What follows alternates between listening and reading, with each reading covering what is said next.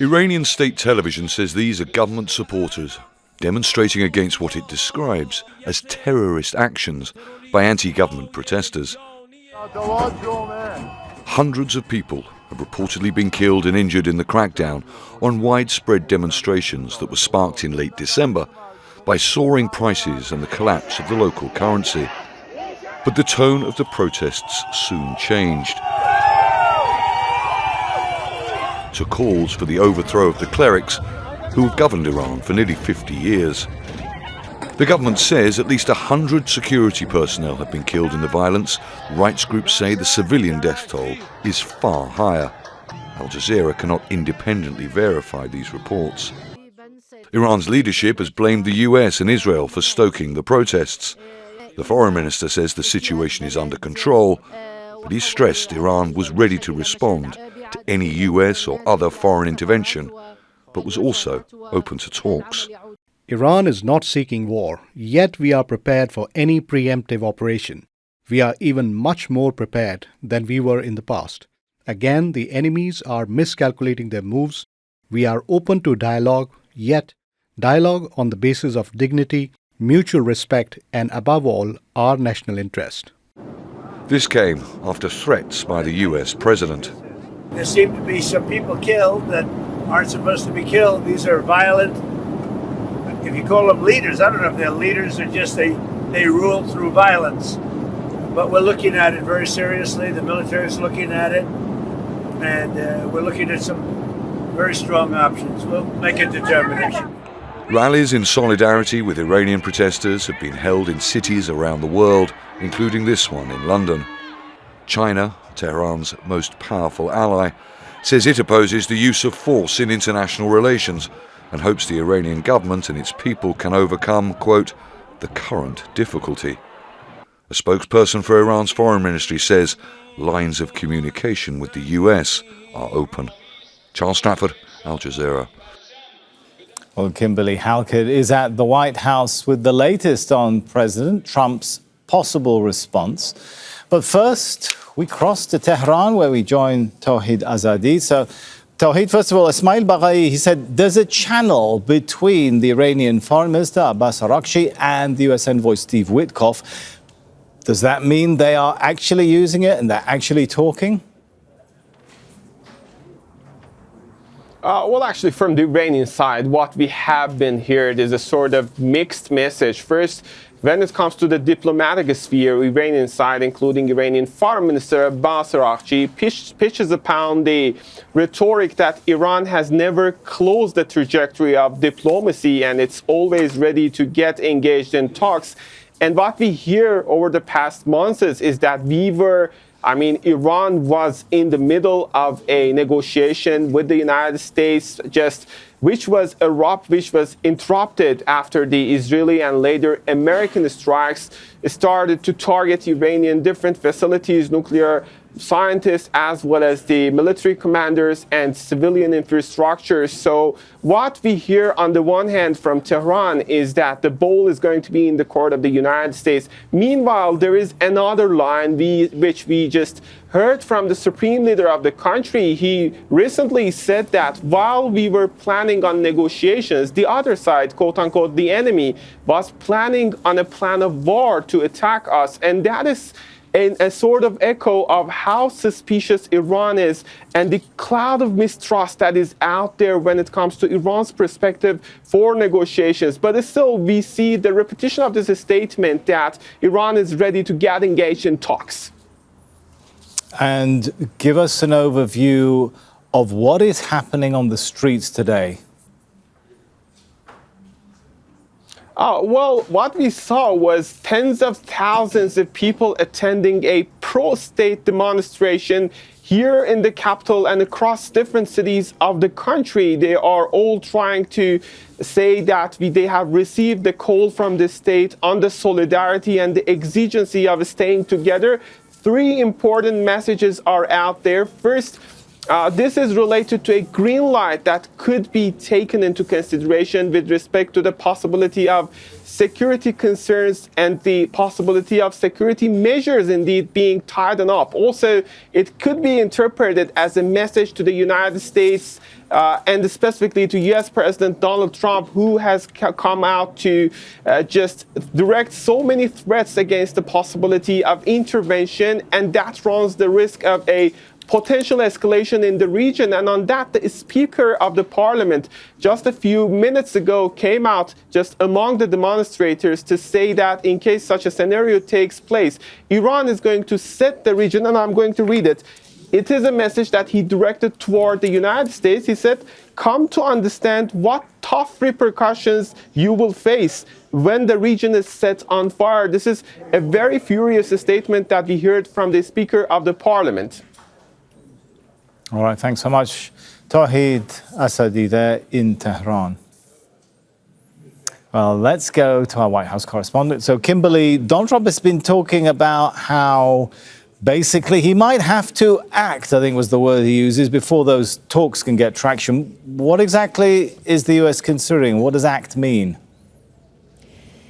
Yeah, the military considering a range of options, according to Donald Trump, as he returned to Washington late Sunday evening aboard Air Force One. What he said was that he has been fully briefed in a number of intelligence briefings on those options. No final decision, we understand, has been made, but those options could include cyber attacks or even direct strikes. Now, what we believe is that there is no desire on the part of Iran to come to that point. At least those are according to the words of the U.S. president. He said that, in fact, Iran has reached out to the administration and is looking at trying to set up talks, and the administration now working on coordinating to make those talks happen. We should also point out that the U.S. president is of the mindset that the Iranians are tired of being, in his words, beat up. And so that's why they believe it's important to try and talk. But again, no final decision has been made, but the U.S. president, through his Secretary of State, as well as other administration officials, indicating that the United States is standing with the protesters and, if needed, ready to help. All right, thanks so much to Kimberly Halkett there. Well, our correspondent Ali Hashim has covered Iran extensively, and he joins us now in the studio. Good to have you here with us, Ali. So first of all, what do protesters want? Are we seeing the demands, the chants evolve as time goes on? Well, it depends who among the protesters, because we cannot really say that all those in the street have a unified request. At the beginning of the protests, it started with protests against economic hardships, against the fall of the currency. And then there was another line within the protest that started calling for the fall of the establishment of the Islamic Republic. So there are different point of views, and those who are against the economic situation and trying to push for a change in this regard, especially with a lot of accusations to the government and the system of mismanagement and corruption, those are still some of them. I mean, even some of them are among the supporters of the system itself, of the Islamic revolution. They just want a better life. They want a better life. But, all right. And that's why we started seeing this kind of nuance in the way they are portraying their requests. So, yes, there are those who want the Islamic Republic to fall, and there are those who want to change from within. So this is just as a beginning to say that not all the Iranians are on the same page. With one voice. So that brings us to the question. So how united is, quote unquote, what's being called the opposition? Is there a united opposition force at this point? Well, definition of Iranian opposition. We have several, let me say, lines, several trends. There are the monarchists led by the son of the toppled Shah. Supporters of Reza Pahlavi. Reza Pahlavi. You have the MEK, for example, supporters of Mujahideen Khalq. You have scattered opposition that wants a change in Iran, wants to go towards a new model. They do not want to be a monarchy once again. They don't want to be ruled by MEK, and they don't want the Islamic Republic. So, but these are not unified under a certain umbrella.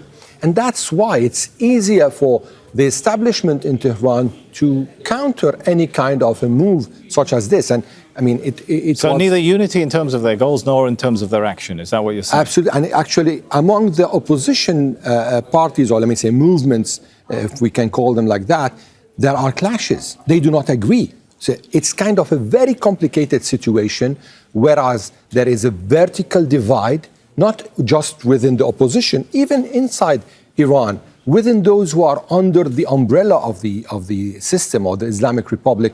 They do not agree on the same paths, and we saw a lot of differences amongst them. So, in the system there are different views. In the street there are different views, and within the opposition there is no unified stance, except for agreeing on toppling the current establishment. Which leads me to my next question, Ali, which is how much broad buy-in then has there been from different segments of society, something that's usually necessary if there is a revolution going on that will topple a government. And I mean, one of the things that we saw in 1979, do you have buy-in from different sections of society, from minorities, from unions and professional syndicates and so on? Well, for the moment, we don't see this unity. I mean, given the fact that there are, as I've been saying, there are different point of views in this regard.